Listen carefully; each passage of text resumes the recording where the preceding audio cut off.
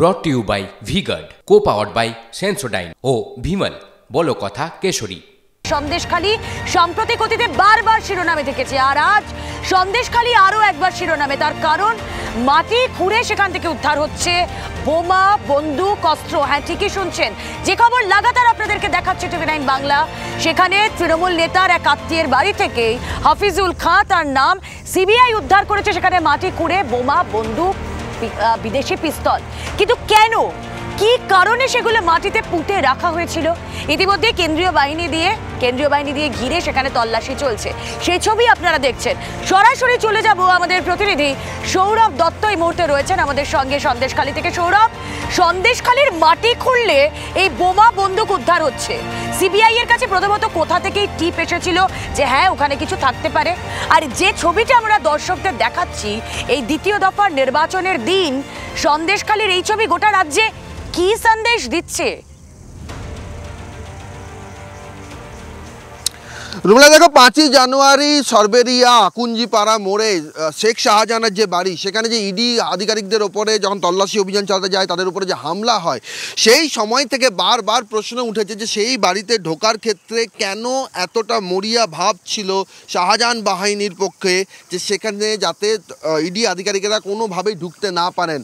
সেই প্রভাব, সেই বাধা কেন ছিল? তার একটা বড় প্রশ্ন ছিল যে সেখানে এমন কিছু রয়েছে, যারা এখানকার স্থানীয়রা জানাচ্ছিলেন, আমরা স্থানীয় সূত্রে জানতে পারছিলাম যে সেখানে অনেক আগ্নেয়াস্ত্র ছিল, যে আগ্নেয়াস্ত্রগুলো পরবর্তী ক্ষেত্রে যে এই যে 50 দিনের ওপর শেখ শাহজাহানকে খুঁজে পাওয়া যায়নি, সেই 50 দিনের সময়কে কাজে লাগিয়ে সেই সমস্ত আগ্নেয়াস্ত্র কোথাও না কোথাও এই এলাকারই কোথাও না কোথাও লুকিয়ে রাখা হয়েছে। সেই রকমই একটি তথ্য পেয়ে এই মুহূর্তে ডুগরিপাড়া, এটা সরবেরিয়া আগারাটি পঞ্চায়েতের অন্তর্গত ডুগরিপাড়া, আবু তালেব মোল্লা, যিনি হাফিজুল খাঁ, সেই হাফিজুল খাঁয়ের আত্মীয় সম্পর্কে বোনায়, সেই হাফিজুল খাঁয়ের আত্মীয় আবু তালেব মোল্লা, তার বাড়িতে এই মুহূর্তে আমি অমিতকে দেখাতে বলবো যে এখানে হলুদ গেঞ্জি পরে, দেখো, হলুদ গেঞ্জি পরে একজন বসে রয়েছেন, গায়ে গামছা রয়েছে। 3 জন শ্রমিক, এই 3 জন শ্রমিক এসছেন কোদাল নিয়ে, পর বেলচা, গাঁথনি নিয়ে মাটি খোঁড়ার যে কাজ, সেই মাটি খোঁড়ার কাজের জন্য কিছুক্ষণ আগেই তারা ঢুকেছেন এখানে। এবং যে তথ্য পাওয়ার কথা মনে করা হচ্ছে যে জমি সংক্রান্ত যে সমস্ত অভিযোগের জন্য গত 1 সপ্তাহ ধরে সিবিআইয়ের আধিকারিকেরা এই সন্দেশখালীর বিভিন্ন গ্রামে, সরবেরিয়া আগারহাটি পঞ্চায়েতের অন্তর্গত মাঝারবেরিয়া, সুন্দরখালী গ্রাম, সেই সমস্ত গ্রামে যখন আধিকারিকরা কমপ্লেনের ভিত্তিতে যখন তারা যাচ্ছিলেন, সেই সময়ে কিন্তু স্থানীয় সূত্রে সেই তথ্য তারা পেয়েছেন যে এখানে এই আবু তালেব মোল্লার বাড়িতে থাকতে পারে যে ধনের খোঁজে সিবিআই আধিকারিকেরা, ইডি আধিকারিকেরা গত জানুয়ারি থেকে হন্য হয়ে রয়েছেন। যে বিপুল পরিমাণ আগ্নেয়াস্ত্র, শেখ শাহজাহান বাহিনীর বিরুদ্ধে যে সমস্ত অভিযোগ, সেই সমস্ত অভিযোগের সঙ্গে সঙ্গতি রেখে সেই বিপুল পরিমাণ আগ্নেয়াস্ত্র কোথায়, সেই আগ্নেয়াস্ত্র কোথায় থাকতে পারে মনে করা হচ্ছে এই যে তুমি দেখতে পাচ্ছ একতলা বাড়ি, আবু তালেব মোল্লার বাড়ি, সেই বাড়িতেই রয়েছে আগ্নেয়াস্ত্র। যে সমস্ত আগ্নেয়াস্ত্র দেখিয়ে দাপিয়ে বেড়াতো এই অঞ্চলে শাহজাহান বাহিনী। যে হাফিজুল খাঁয়ের নাম করা হচ্ছে, হাফিজুল খাঁয়ের যে আত্মীয়, যাকে ধরে, যার সূত্র ধরে আবু তালেব মোল্লার বাড়িতে এই মুহূর্তে সিবিআই আধিকারিকেরা রয়েছেন, শ্রমিকরা এসে রয়েছেন, তারা সেখানে খনন কাজ শুরু করবেন বলে 3 জন শ্রমিককে ডেকে পাঠানো হয়েছে।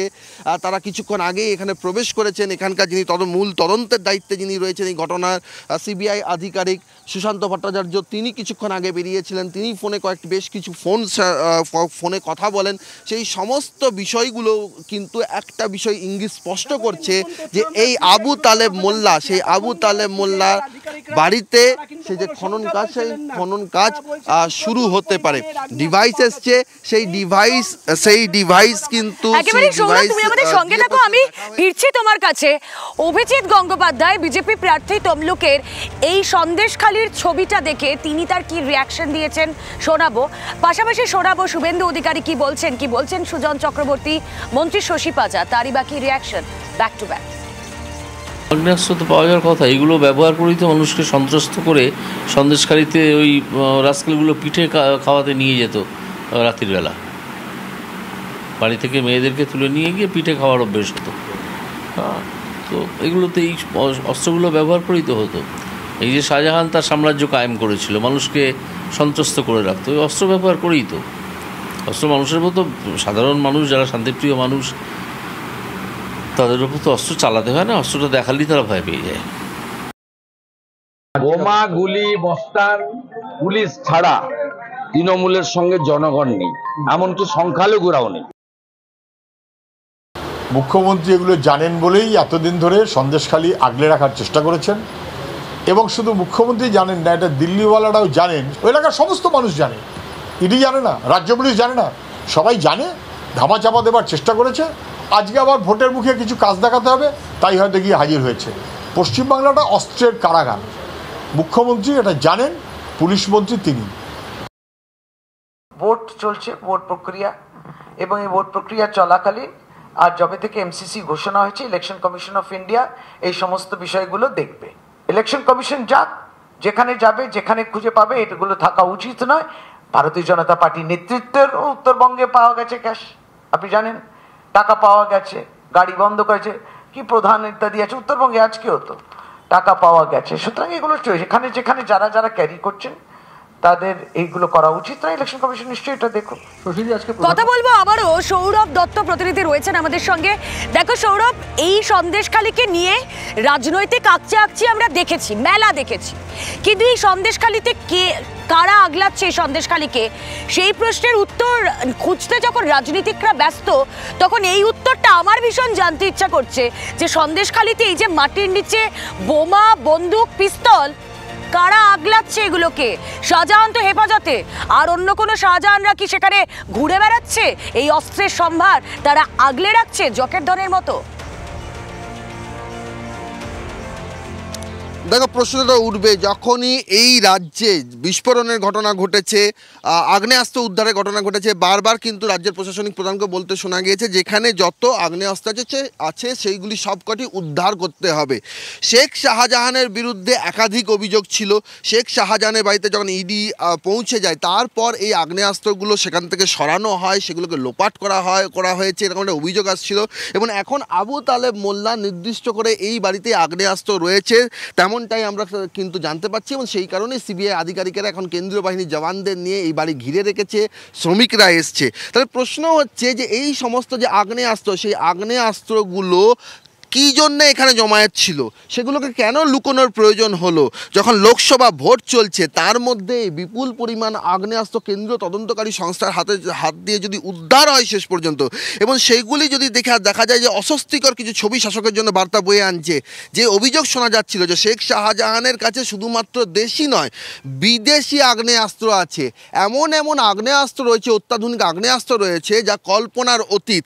এটাই কিন্তু এখানে শেখ শাহজাহান জেলে যাওয়ার পর এখানকার বাসিন্দারা বারবার তাদের আলোচনার মধ্যে এই বক্তব্যগুলো ফিরে এসছে, যে কারণে তারা কোনোদিন শেখ শাহজাহানের বিরুদ্ধে মুখ খোলা সাহস করতেন না। কারণ তারা বলতেন যে শেখ শাহজাহানের কাছে শুধুমাত্র লেঠেল বাহিনী নেই, আগ্নেয়াস্ত্র রয়েছে, তারা যথেচ্ছভাবে সে সমস্ত নিয়ে ঘুরে বেড়াতেন। এবং এখান থেকে যদি এখন সেগুলো দেখা যায় যে সেই আগ্নেয়াস্ত্র উদ্ধার হলো, তাহলে কিন্তু সেটা নতুন করে সন্দেশখালী কাণ্ডকে ঘিরে শাসকের অস্বস্তি বাড়াবে। এই যে আগ্নেয়াস্ত্র যে উদ্ধার হচ্ছে তৃণমূল নেতার আত্মীয়ের বাড়ি থেকে, মাটি খুঁড়ে যেখান থেকে উদ্ধার হচ্ছে, শুধু কি একটাই জায়গা সন্দেশখালীতে?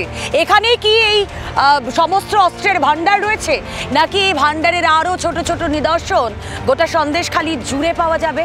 সে প্রশ্নের উত্তর তো সময়ই দেবে। জানি না কোন যুদ্ধের জন্য এই প্রস্তুতি, এই সমরসজ্জা করে রাখা হচ্ছিল। রাজনৈতিক মহল প্রশ্ন তুলবে, দায়িত্বশীল সংবাদ মাধ্যম হিসেবে প্রশ্ন তুলছি আমরাও। প্রধানমন্ত্রী নরেন্দ্র মোদী তিনি এই বঙ্গে ভোট প্রচারে এসে তিনি বিভিন্ন ইস্যু তুলে ধরেছেন। দেখুন, তার মুখেও কিন্তু সন্দেশখালী ইস্যু থেকেই গেল। মহিলাদের নির্যাতন নিয়ে তিনি সরব হয়েছেন। কি বলেছেন আজ প্রচার সভা থেকে, শোনা যাক।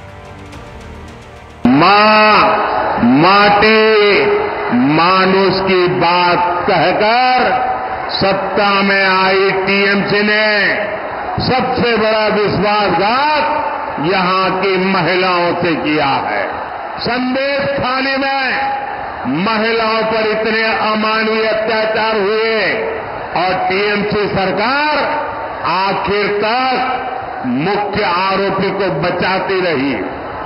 यहां मालदा में भी महिला के साथ शर्मसार करने वाली घटना घटी, लेकिन टीएमसी सरकार चुप रही, जबकि बीजेपी सरकार महिलाओं की मान मर्यादा इज्जत के लिए काम कर रही है। সন্দেশখালিতে আমরা এবং দল অ্যাকশন নিয়েছি, আপনারা কিন্তু বিজেপি হিসেবে দল নেন, কোনো দল হিসেবেও নেননি। আর বিলকিস বানুর যারা ধর্ষণকারীরা, ভারতীয় জনতা পার্টির নেতৃত্ব এবং যারা আছেন কর্মচারী বলুন, তারা গিয়ে যখন মালা পরাচ্ছিলেন বিলকিস বানুর ধর্ষণকারীদের, তখন বিজেপির কিছু মনে হলো না। সুতরাং নিজেদের বুঝে নিতে হবে, নিজেদের অবস্থানটা পরিষ্কার করতে হবে। Brought to you by V-Guard, co-powered by Sensodyne ও ভিমল, বলো কথা কেশরী।